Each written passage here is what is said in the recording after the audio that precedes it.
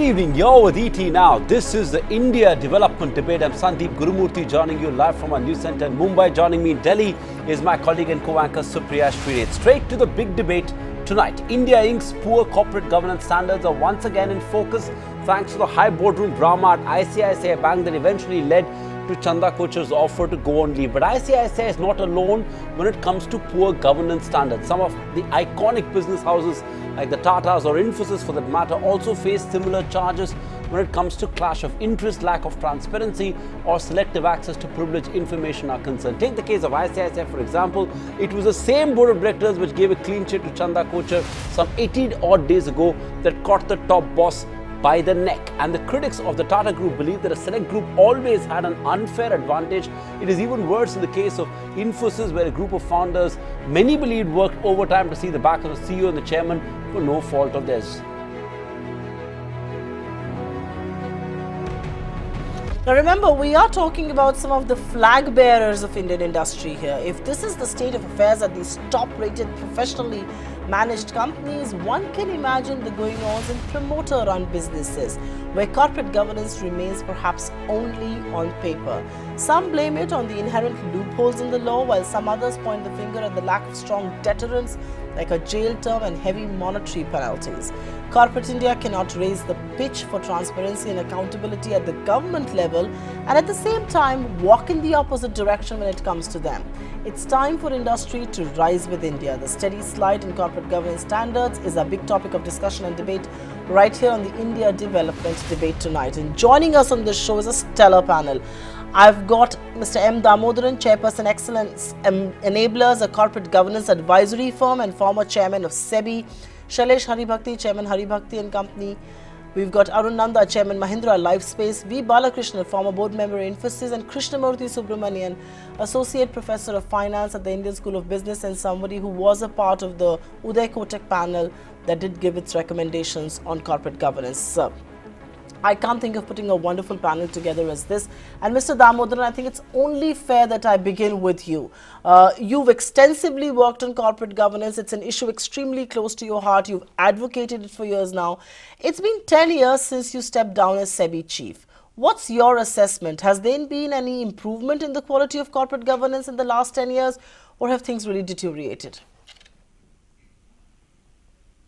I think corporate governance is improving.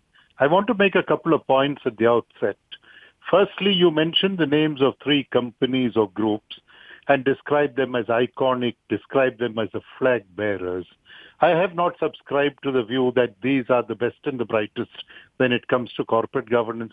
For years, we have seen something or the other going wrong, but because of their size, because of the way that the media, and I must state this absolutely forthrightly, because the media sees nothing much wrong in big houses. Therefore, you tend to identify these as the custodians of the values of corporate governance. There are any number of companies, and it's increasing, where more attention is being paid to governance. It is not that they've reached an ideal state. They never will. Corporate governance will always be work in progress. But I don't think you should tar all of corporate India with the same brush, because in 3 groups or some groups and some companies, things are much worse than we suspected they were.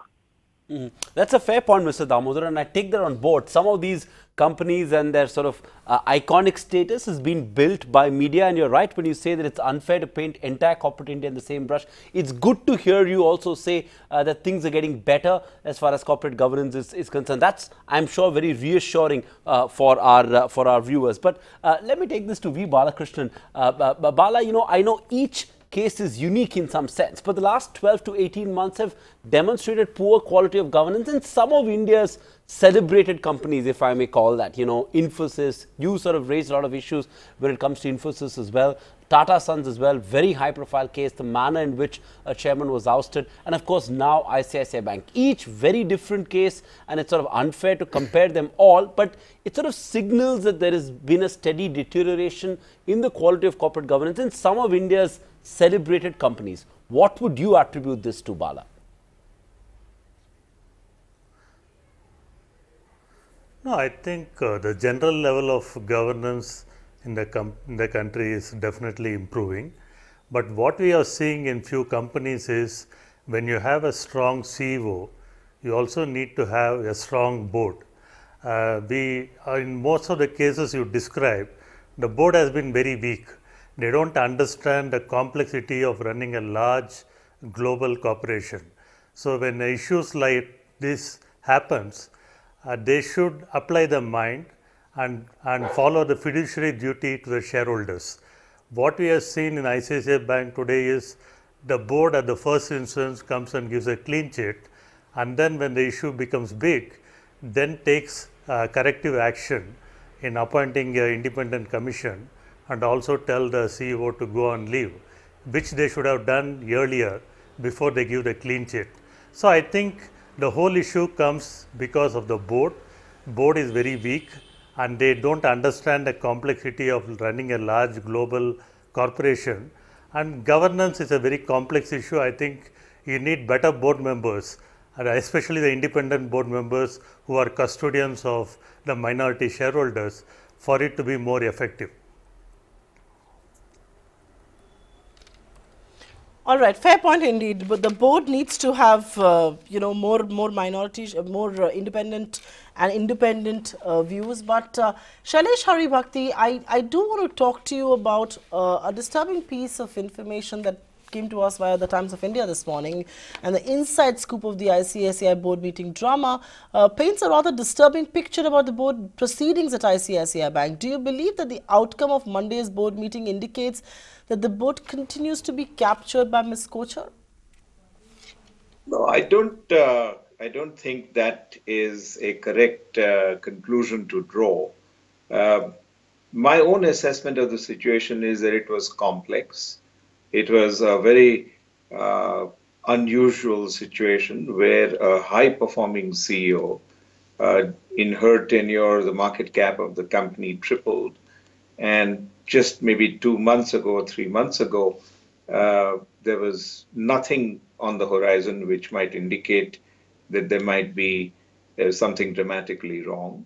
But because of the continuing pressure of wanting to get to the bottom of the facts and the truth, the board decided, in their wisdom, to actually appoint Justice Shri Krishna, who all of us have great respect for, to come to a conclusion. And my own thinking is that we should respect the fact that a process is in motion today, and we should await the outcome of Justice Shri Krishna's investigation before we reach a conclusion on how well or in what informed manner did the board actually take all its decisions. Mm-hmm.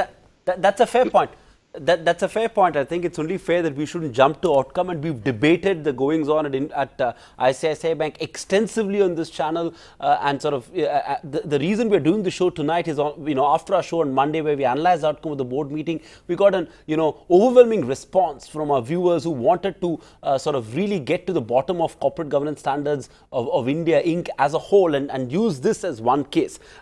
Before I go to Mr. Arun Nanda and Krishnamurthy Subramaniam, I have one follow-up question to Mr. Damodaran. And Mr. Damodaran, I understand I don't want you to talk about specific cases, but what is evident from this case, as it is from some of the other cases, is the disproportionate control that individual, powerful, high-performing superstar CEOs, call it what you want, that they have on boards, and if it's CEOs who have this kind of control, one shudders to think what kind of control founders have on boards. Is that in some sense the root cause of a problem and something that we need to address? Well, promoters are often unfairly blamed because they are promoters. Hello? Yes, sir. Go ahead, sir. We can hear you. Promoters are unfairly blamed in an ex officio capacity. A guy is a promoter, therefore he's a bad chap, he must be interfering. The problem in corporate India over the last 15, 20 years has been the non-promoters, the people that came in as professionals and did not demonstrate professionalism when it came to interaction with the board. If today's report is right, and my source is only the media, today's report is right, I hear that there was a note drafted by the board which said it was a unanimous decision, and then the CEO said, I will have nothing of it. So you changed the note, and then the note was changed. This is what I heard in the channel. Firstly, if you're discussing whether a CEO should go on leave or not, I think a CEO shouldn't be part of that discussion. He or she should recuse. Secondly, for that person to actually influence the content, I'm going entirely by media reports, shows that the board is a complete pushover. The inquiry, the investigation by Justice Sri Krishna was after the SEBI notice was received, not before. They had enough time before that, if they were serious, to order that.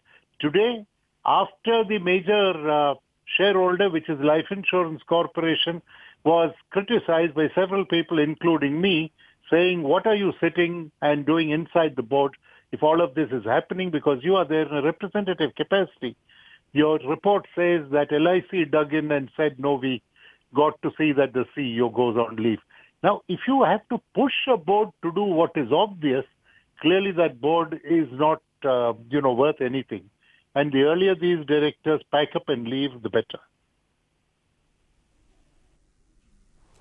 Now, I think you're raising a very valid point there, that even the action from the board did not happen so moto. It happened after SEBI clamped down, and which is why I do want to touch upon Professor Krishnamurthy Subramaniam with you. The uncomfortable questions that seem to be raising about the role of independent directors of ICICI Bank. I mean, it took media pressure, it took the discourse to change around LIC to dig in its heels. But what about independent directors? Why are they independent if they did not act? And many questions are going to be raised on independent directors of the ICICI board. Yeah, Supriya, before I respond to that specific question, I think it's important for our viewers to appreciate that, one should not rely only on anecdotes. We tend to have this tendency to just look at particular examples and then start, thinking about whether that is representative of what goes on, across the board. So while these are some examples that should make us aware, what is important to remember actually is the average level of corporate governance. And I'll come to the specific issue. While I agree with Mr. Damodaran that there has been improvement, the plain fact actually is that we are still significantly behind in terms of the quality of corporate governance across average, the average firm in corporate India. Coming to the specifics here, I think you're absolutely right. Independence is something that actually has to be assumed. You just don't become an independent director just by being called an independent director. I sit on the board of Bandhan Bank, and one of the key things that I actually go into the board meeting, remembering very well what is the worst that can happen. Actually, I will, if I, ask uncomfortable questions, which is my job as an independent director, when it's needed, then, the worst that can happen actually is that I will not be reappointed. That is important to keep in mind, that, the independent director is there to ask important questions. He has to really be the watchguard for the board. And in this particular instance, I agree with my eminent panelists that the board definitely failed in its duties. And as it turned out, I think the pressure eventually came from the independent directors who, for them, the reputation is at stake. So let me end by saying that there are several problems. One is, of course, the independence of the boards itself, particularly when you have a promoter or a CEO that seems to be larger than life, you tend to find very weak boards, pushover boards. Second, you also find other aspects of corporate governance which we must focus on, which is the statement, the quality of financial statements, the kind of disclosures, particularly on related party transactions, the kind of group level disclosure that happens, even in terms of monitoring by the regulator. There are several aspects that need to be worked on. And Professor Subramaniam, we hope to find time to touch on some of those aspects that you sort of articulated there, including related party transactions, the kind of disclosures that need to be made. But I want to get in a word from Mr. Arun Nanda as well. And Mr. Nanda, again, What do you think drives the behavior of otherwise eminent people to remain mute spectators in boardroom drama in India? And again, you know, if you look at all the cases that I cited, you know, some of the people in these boards are eminent people. What drives, I mean, you know, they have their own credibility to protect. What drives this behavior of otherwise eminent people to just remain mute spectators in a board? You know, I am very surprised in this particular case. I have been sitting on boards for over 20 years.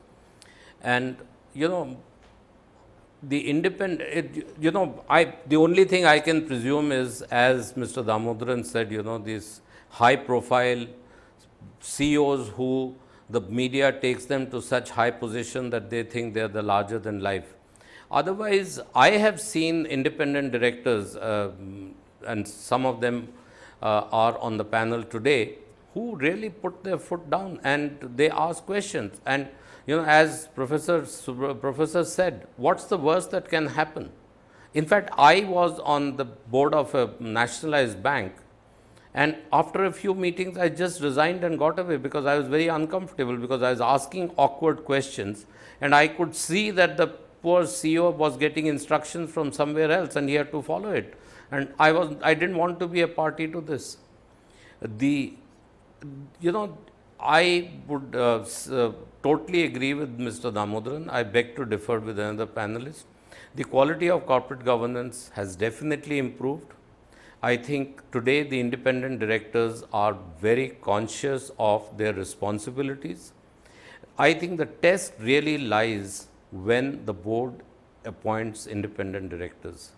Some of the boards that you are talking of, they are friends and fellows of the CEOs, and this problem is actually happening with more these so-called professionally managed companies, and a lot of them, the CEOs are more powerful than promoters because they get away with anything and they fill the board with people they like. They don't have stake, they are only interested in what their performance bonus and what their ESOPs has been. And this is not only in India. What happened with a lot of the companies which we saw went down in 2008 in United States.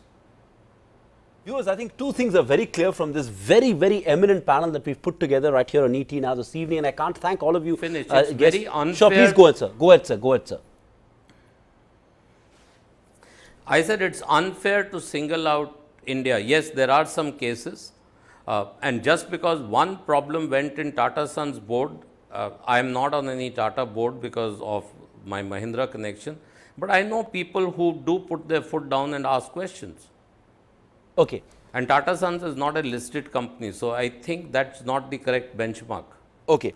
It's a wrong example. I think Indian companies have come a long way. Okay. So you believe Indian companies have come a long way, and I think both Mr. Damodaran and Mr. Nanda believe that the problem is actually we are not there. We are not there. Sure, but we've come a long way. We have a way to go. Okay, but you both believe that the problems are actually worse in some of these so-called professionally managed board-run companies vis-a-vis promoter-driven companies. But I have a question for Mr. Damodaran, but before that I want a quick follow-up to Bala. You know, Bala, is groupthink, you know, a major reason why boards' actions are so incredulous and they don't sound credible at all? You know, do board members willingly compromise their otherwise sort of, you know, high standards when it comes to serving on boards in an attempt to keep the atmosphere superficially congenial? You know, the fact that they're all friends of the CEO or friends of the promoter, is that one of the reasons why, you know, we don't really have independent directors?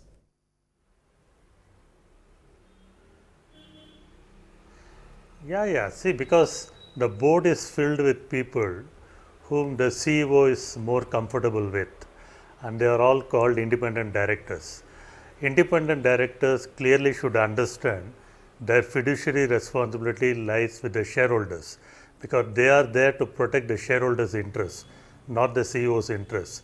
So you need to have eminent people who have independent mind, who will talk their mind and make sure they are a checks and balance to the CEO's activities.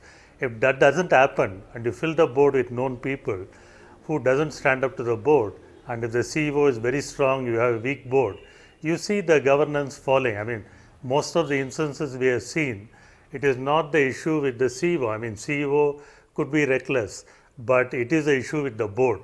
The board has not stood up at the time when it is needed. They are not stood up to protect the shareholders' interests. They all want to be in the good books of CEO and doesn't want to vitiate the atmosphere. I think we need to have really independent board members in the board. And also I think India should have shareholders activism more. In the US, because of the shareholders activism, the board members are much more cautious. India, the activism is still not there. So there is no shareholders pressure for the board to perform. What happened in Fortis is a good thing, because when the shareholders found that the board members are not acting in their interests, they got together and removed the board members. I think we need more and more institutions coming up openly and talking about issues and take up material issues with the companies. Then I think the governance level will improve. Even in Infosys case, all the large institutional shareholders got together, wrote a letter to the board, asked them to bring back Nandan. That is how the change happened. So I think more and more activism is needed. All the large institutions should talk up more and break up issues so that you really see a good independence board building up in all the companies. Okay, I'm going to take this across to Mr. Damodaran. And Mr. Damodaran, is there a difference in the role of independent directors and nominee directors? And are nominee directors only meant to protect the interest of the organization or the institutions that they represent? And which is why very often we find that they are extremely ineffective in dealing with complex situations. The law is absolutely clear. No matter who appoints you to a board or from which source you come to the board, as a director on the board of a company, section 166(2) says your responsibilities are to the company as a whole and to its various stakeholders. You are not, if you are a lender's representative, you are not there just to fly the flag of the lender and see that its interest is protected. But no matter what kind of director you are, nominee or otherwise, a nominee is described as a non-independent director. Take the case of the government director. The government director stays away from a board meeting saying government doesn't want to take a position. You are a director on the board of that bank. You got to be there when important matters are discussed. What position you take is up to you. Whether you bring the government's position, whether you abstain on the board is a different matter. But you cannot stay away from a board meeting saying, I am not, an independent director or an executive. I am a government nominee. Therefore, I will not come. That is completely unacceptable. And to your earlier question, what is it that makes independent directors behave like this? There is a cultural angle. Just look at the draft minutes of the Satyam board meeting when the Meta's merger proposal was considered. Till the last two paragraphs, every conceivable objection has been raised. And then suddenly the draft minutes say, after detailed discussions, the board unanimously decided to support the proposal. In India, there is this business of the promoter got me to the board or the CEO got me to the board, and therefore I cannot let him or her down. It's a cultural issue. You should take a stand in the boardroom and you can resume your friendship outside. The old Australian and England cricket teams gave hell to each other in the cricket field and drank at the end of the day's play. I don't see why we are afraid of offending by stating a contrary view from what the management brings to the table or what the promoter wants or what the CEO wants. Somewhere I think directors need to grow up and behave like adults. So glad you're making this point, Mr. Damodaran. One, for clearing the air, because there's been a lot of miscommunication on the fact that a nominee director is not meant to take a stand as a whole and is only supposed to represent the interest. I'm glad you've clarified that the position there, and also taken that sort of larger point on the cultural reasons why independent directors aren't really independent. But Arun Nanda, if I could come to you, as Nirmala Kumar says, and he wrote an article saying that he was on this channel a couple of days back. He said independent directors in India have not had to pay for the most egregious of corporate governance violations. How does one change that? I mean, do we need more laws or better enforcement? I don't think we need more laws. We need more enforcement. And I think what you need is to bring awareness.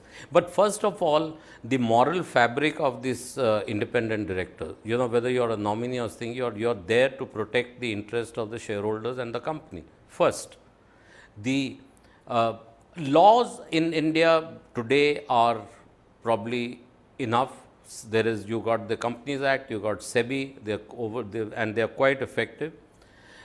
Ultimately, it boils down to when you select an independent director, does the remuneration committee look at it? Are they wanting somebody who's a yes man, or do they want somebody who will contribute to the good governance of the board? It's not the law issue.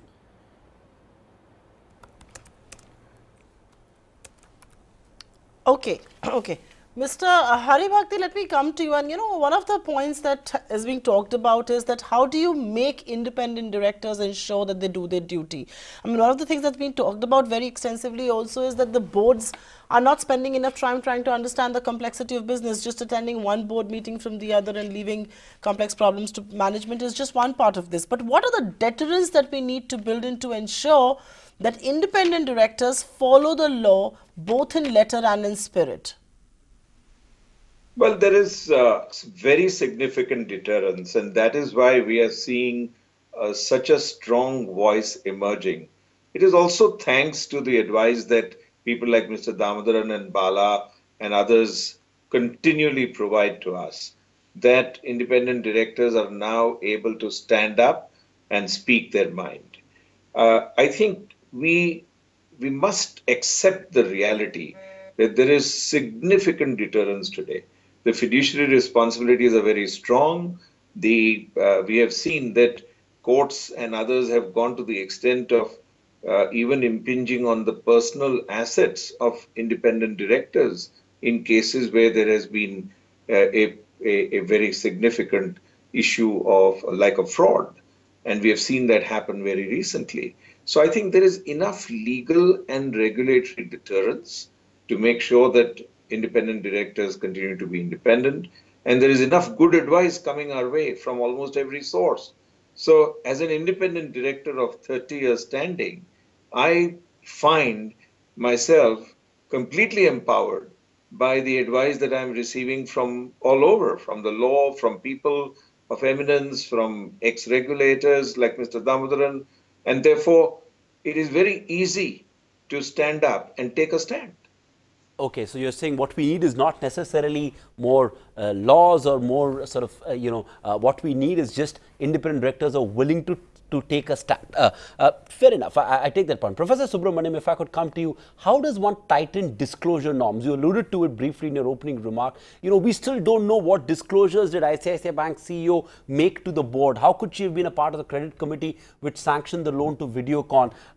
So how could the chairman have allowed her to be a part of the credit committee? We still don't know what were the disclosures made on the basis of which now SEBI has issued the notice to ICICI Bank and to Chanda Kochhar. But how does one sort of tighten this disclosure norms? How do we have a better framework on this particular issue? I would definitely respond to that, but if you'd allow me, I just want to clarify a couple of things. Lest our viewers actually are misled, I think it's important to keep in mind, some of the panel members were sort of, alluding that the problems are primarily in firms where there are, professionals. I think, again, we are going by anecdotes. The plural of anecdotes is not data. I think it's really important to remember that. You have to compare averages across the two. And when we did some research for the Kotak, committee, this was not necessarily the case. So I think we have to be very careful. Second, I think this is important to remember in terms of the law, right? In the US, for instance, no independent director has any criminal liability. In India, independent directors have criminal liability. So the deterrence is significant. It is more about actually going and expressing their independence in the board. Now, let me come to the disclosure part. No, I think, this is where the disclosure actually is quite important. Whenever, if the CEO is involved, it's a related party transaction clearly.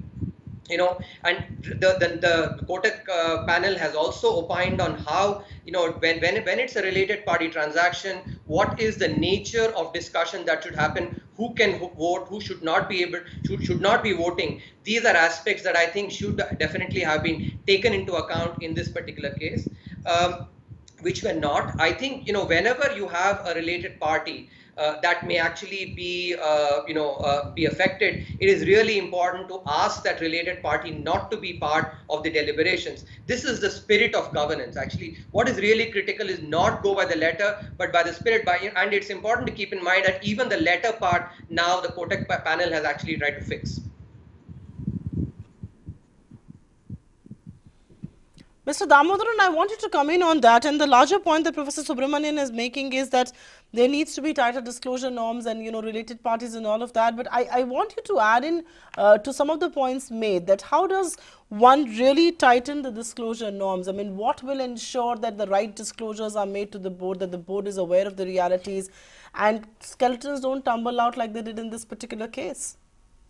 Not only in regard to disclosures, but in regard to every other aspect of corporate governance.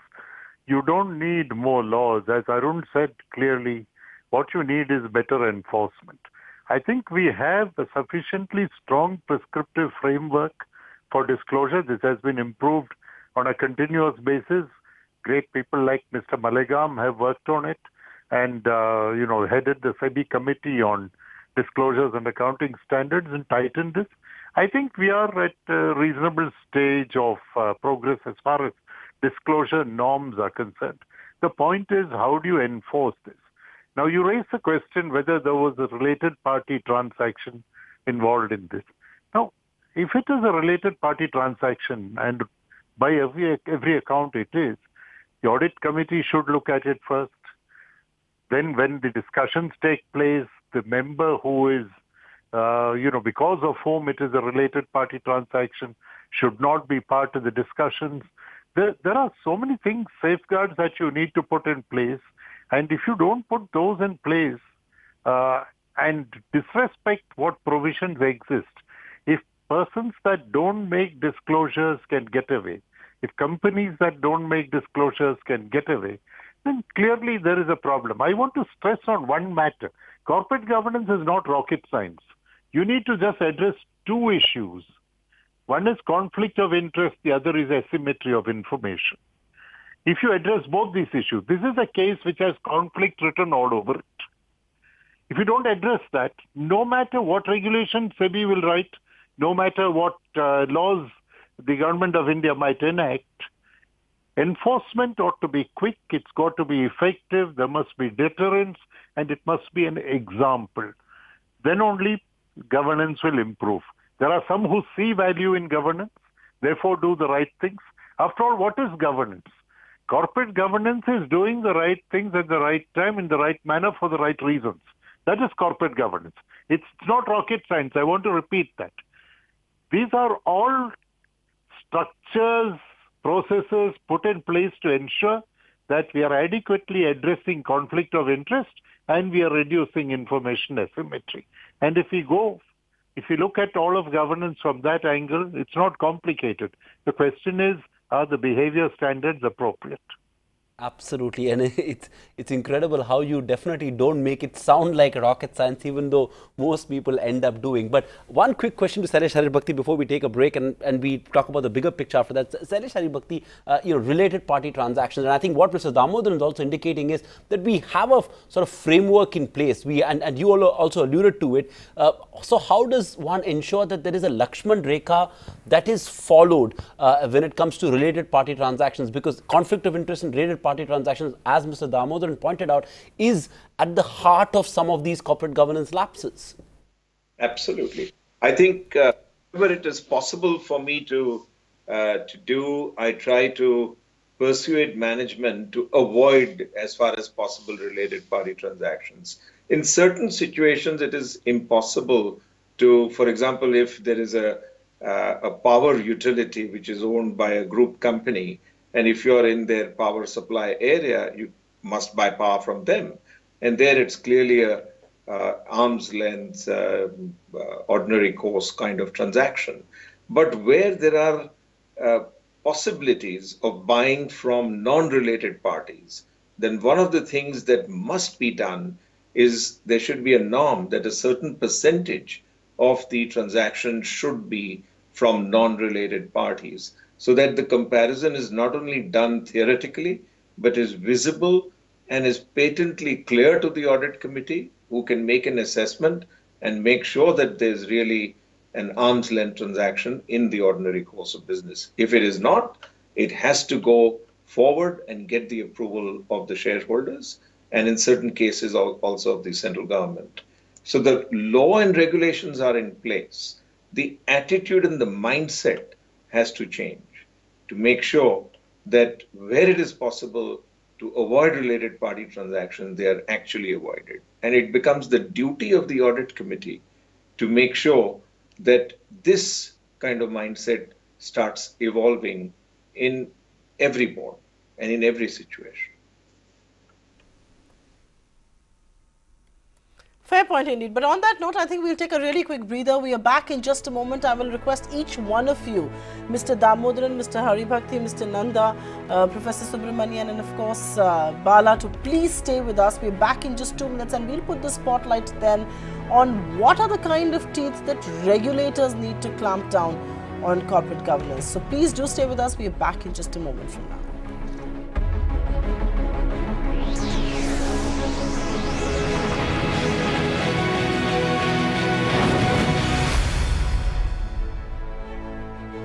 Good to be back with you once again on the India development debate, and tonight we're putting the focus on corporate governance, the standards that India must follow to be a well-developing country, and of course the lack of it in many parts of Indian industry as well. But Bala, let me ask you, are boards being forced to act only when there is public outcry of sorts? We've seen that repeatedly across boards, and especially in the ICICI Bank case. The same board that gave the clean chit in a rush less than 3 months back has to and now ordered an independent probe and convinced Ms. Kochhar to step down. These are very extreme positions taken over a period of a few months by the same board. And is this happening just on the back of public outcry?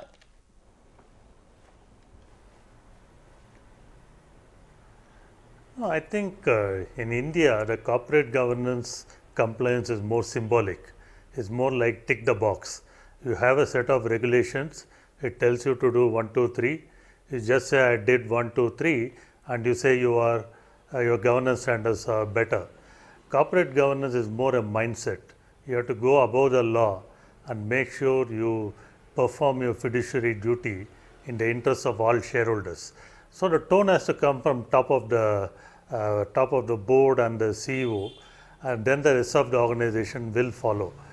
Today, most of the things the board and the management try to put it under the carpet because they don't want the issues to escalate. So when there are problems, they first come and give a clean chit. Then when the issue becomes big, moment becomes public, they try to act effectively. So that's why I think 2 or 3 things are required. One, shareholders' activism should increase in India. The large institutional shareholders, when they see issues like this, they should publicly ask the company to change or put an effective mechanism to address the issue. Today, that is not happening in India. Number 2, the selection of independent directors, the company should be much more careful in getting people who will stand up to the management and perform their duties effectively. They should not fill the board with relatives and people who are known to them. And third, the enforcement should be powerful, and it should be effective, and it should be in a timely manner. If you get 2 or 3 companies who had violated corporate governance norms and have a severe punishment and set it as a standard, I think it will act as a deterrent for other companies to do it. Today, look at the auditors. So immediately when the NAFRA came, most of the auditors, when they see an issue, they resign. Earlier it has never happened. At least today they are resigning from the companies and saying I can't take a call on the company's financial statements. Once there is a fear of law, I think the board effectiveness will definitely improve. So we need a combination of all this. It has happened in the Western world. I think it should happen in India so that the effectiveness of the board will improve. fear of law. I think that's an important point there. Mr. Damodar, I want you to react to that fear of law and the larger point on the fact that even now board's sort of instinctive reaction is to sort of brush the issue under the carpet. In the case of ICICI Bank as well, even without ordering an independent probe, the board sort of said that we have full confidence in the CEO and the management, sort of backed the CEO unequivocally, and only under intense pressure from public outcry, so to say, and then a little bit of pressure from, of course, SEBI and other regulatory agencies, is the board been forced to act. Even in the case of Infosys, when questions were raised on the Panaya transaction and on the severance package paid to the CFO, some of the facts are still not quite out in the public domain. The chairman has changed, the CEO has changed, and yet the report has not been made public. So this instinct seems to be almost always to sort of brush the issue under the carpet. See, the real issue is, hello? Yes, sir, go ahead. Go ahead, Mr. Damodaran. The real issue is that most people inside and outside boardrooms do not understand the nature of the relationship between the board and the management. They believe that peaceful coexistence is what ought to inform the relationship. The relationship between the board and the management should be one of constructive tension, where the board challenges the management, ensures that the management remains honest. Unless that happens, the board is not performing its duty. Am I audible? You are. Go ahead. Okay. No, I thought briefly I'd lost you. No, sir. So it is that nature of the relationship. Now you take the case that we're discussing the most, which is the ICICI Bank case. The minute something came out in the open, the first reaction was for the board to say we are fully backing the CEO. Is that your role? Is the CEO your major, responsibility? No. It is the bank that's your responsibility. It's all stakeholders who form your, the group that you need, whose interests you need to address. Now, the minute you come and say, we are fully backing the CEO, the minute you do that, without even going through the motions of an inquiry, what we are saying is we are not going to ask questions. People outside the board can say whatever they want. We are not going to ask questions. The CEO has delivered results over time, has performed, and therefore we will not, we will rush to judgment. And what is that judgment? To back the CEO. Then SEBI, after some time, issues a notice. Then you set up a committee. That committee has not yet started work. Meanwhile, the lady has come back, rejoined, because the leave was over. And then we went through this tamasha of what has been reported in today's papers. Now, the real issue is the relationship. If people on boards understand that they are not there to applaud for whatever management does, but to ask management whether it's doing the right things in order to look after the interests of the stakeholders. This is a constructive relationship, but it must be one of constructive tension, not one that is what I describe as peaceful coexistence. Ask no questions and you'll be told no lies. That is not the way to function in boardrooms. That's valid indeed, but I'm going to take this across to Arun Nanda. And Mr. Nanda, I think I'm going to put you in a bit of a spot there, because I will ask you to differentiate, because the question that comes very often is that if this is the state of affairs in board-run, professionally managed companies, what is the situation in promoter-led companies? And I know Mr. Damodaran said earlier that some of the promoter-led companies are better than the professional-led ones. But I just want to get your view, because you know everything that happens in professionally managed companies, and Mahindra Group is a promoter-led conglomerate as well. I think it is very much dependent on the values of the promoter, and that is what differentiates. In fact, as Mr. Damodaran also said, it's your own values and what standards you set for yourself, for your company, and for the board. You see what they have gone through, and there are so many promoter-led companies which one can cite examples. Look at companies like Dabur. What have they done? They professionalized the management. They let people do, and they bring people like Mr. Damodaran. In fact, two of the board members of Mahindra Group companies are on your panel today.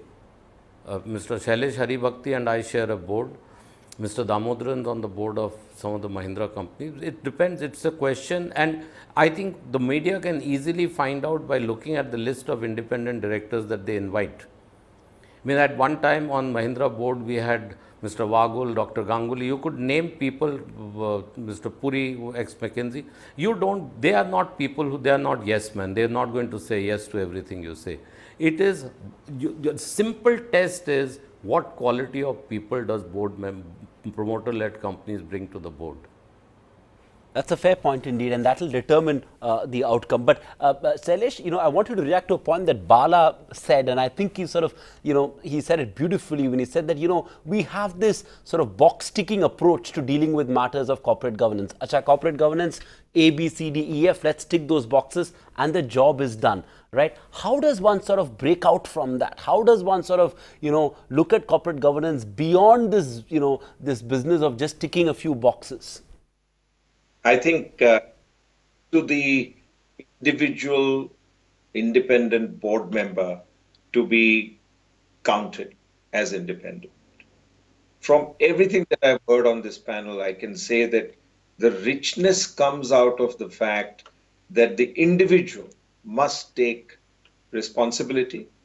The powerful forces that are working around and in the system, the law is creating a significant deterrent. The regulation is in place. We've had a wonderful committee report. The regulator has done their bit. Enforcement is becoming more and more stringent. I can see very sharp notices coming out from the regulator. And I think now it is left to individual board members to actually start playing the true role that is expected of being a fiduciary, of making sure that the sustainability of the company is what is primary in and is driving the thinking, and it is completely informed by the kind of risks that the corporation is facing, making sure that the corporation becomes stronger in its ability to actually face all those risks. And I think it is the exercise of the independence by individual directors which will actually transform the face of corporate governance. And I'm seeing that happening because of all the empowering and very, very supportive environment that is being created. Today, nobody with any reputation will take a chance. Right. Just hold your thoughts there. Nobody with any reputation will take a chance, but I'll take this across to Professor Krishnamurthy Subramanian. And Professor, will the Kotak Committee panel that you were a part of, the Kotak Committee report, provide more teeth to the regulator SEBI to be more proactive in pulling up errant board members? And I think there's another point that you want to briefly touch upon, which is that disclosures are all right to be made, but who's going to be checking on those disclosures is the other big thing. I think these are excellent questions. I just want to present some facts to actually tell you, how much of an improvement we need to make in the quality of enforcement. If you just compare the United States with India, the number of listed companies are almost the same. Yet if you look at the number of employees that SEC has versus SEBI has, SEC has 5 times as many employees as SEBI. Together with that, SEC has really sort of utilized the advancements that have happened in data analytics, artificial intelligence, etc., to run programs in the background which flag issues of disclosure, issues relating to insider trading. These are flagged, and then human intervention then decides whether these should be pursued or not. For instance, the previous 23rd chairman came up with this mandate saying that we will investigate to litigate. The idea there is we will gather data so that that evidence stands trial, and we win the trial, which then creates the deterrence among the participants. And this is something that is singularly required in India. As I already said, SEBI is understaffed, and the use of analytics. There's significant advances that have happened on these aspects, which we are still to utilize in terms of enforcement. So the SEBI committee that was constituted, which was headed by Mr. Kotak, one of the key chapters in that was capacity building in the regulator, which is on the one hand increase the number of people, but on the other hand use the significant advantage that technology can provide to actually keep doing monitoring. So to give you an example of the quality of disclosure, some of the research that I have done, if you just take related party transactions between NSE 500 entities, now remember these are NSE 500. So if suppose company A does something with company B, where company A and B are both listed, the transaction should be disclosed by both and the amount should be the same. Right. Yet when you actually go and find out, what you find is only one fifth of these transactions actually match. That tells you what is the extent of poor disclosure that is there. So here, in the panel, I'm sort of bringing in this creative tension rather than peaceful coexistence by saying that, the quality of enforcement is really something that we have to catch up on significantly. Okay. Only 1/5 of related party transactions match. Now, if you leave the NSE 500, that's go down the level, actually, the other listed entities, etc. You can just imagine what disclosure there is then. Right. And it's a fantastic point you're making there on the quality of enforcement and how that needs to improve, and a point well taken on the fact that how SEC has significantly more people, than SEBI has. And but Mr. Damodaran, running out of time, I'll let you have the last word. I'm sure you may want to react on SEBI as well. But a larger point really is, what is it that is going to take for India Inc. to see the value in adopting good corporate governance standards? One would have imagined that the market over years has given a premium to well-governed company. I mean, one of the reasons why Infosys 10 years ago, 15 years ago got a premium in the market was because it was perceived by investors to be a well-governed company. And traditionally, we've seen, market and investors reward well-governed company. But what is it that's going to take, for promoters and for these high-profile CEOs and for, for everyone else to see the value in adopting good corporate governance and not look at it from a tick-the-box approach? I think that is the most valid question that's central to our discussions. Promoters must see value in governance because you need actually for people to recognize that compliance and governance are different, as was mentioned, I think, by Bala. Compliance is playing black pieces. Somebody lays down the regulations, you respond to that. Governance is playing white pieces. You make the first move towards doing the right thing. You don't need somebody to tell you something. You're not responding. You are not reacting. So I think when people see value in governance, there is a governance premium that the market attaches. It took a while for the Indian market to recognize that governance was important. But I think there is a general feeling today that maybe we need more people to buy into this, but this is increasing. There is a feeling that good corporate governance is a necessary condition for sustainable performance over a long period. It may not be a sufficient condition. It won't be. You need several other things. But it is certainly a necessary condition for all stakeholders to believe that when they wrote out the checks, they wrote it out for the company that utilized that money in the right manner for the reasons that it said it would utilize the money. That recognition will come slowly over time. You will see institutional activism increasing. You will see better quality of directors on boards. Earlier, there was, in the old corporate governance literature, uses an expression called flower vase directors. You got people who are important in society to occupy boardrooms because they brought color to the boardrooms. They brought, some kind of old world charm to the boardrooms, but they didn't bring any value to the boardroom because they were all friends, relatives, classmates, the old boys club. Absolutely. Now, so you have to get beyond all of that. Get your nomination and remuneration committee to firstly see what kind of director does the company need. Right. Create the universe from which that will be selected. Then for the board to look at it. And most important, and what we've missed out so far, right, it's not about how independent you are. That is very important. What is the quality of time that you can commit to the company? Because what is today happening is there are people on large number of boards. Right. They've reduced it over time from 20 to 10 to 7. 7 itself is very big. The audit committee is actually like a full-time job. If you're a chair of an audit committee, it's like a full-time job. And Right. there are people who chair 2 or 3 audit committees and sit on 7 listed entities and God knows how many other entities, and then not-for-profits and advisory, etc. Sure. What is the quality of time that you commit to the company? That's- Shareholders must stand up and ask in AGMs, you're a great guy, Right. I'm happy that you offered to be on our board, can But how you much- tell us that you will give time?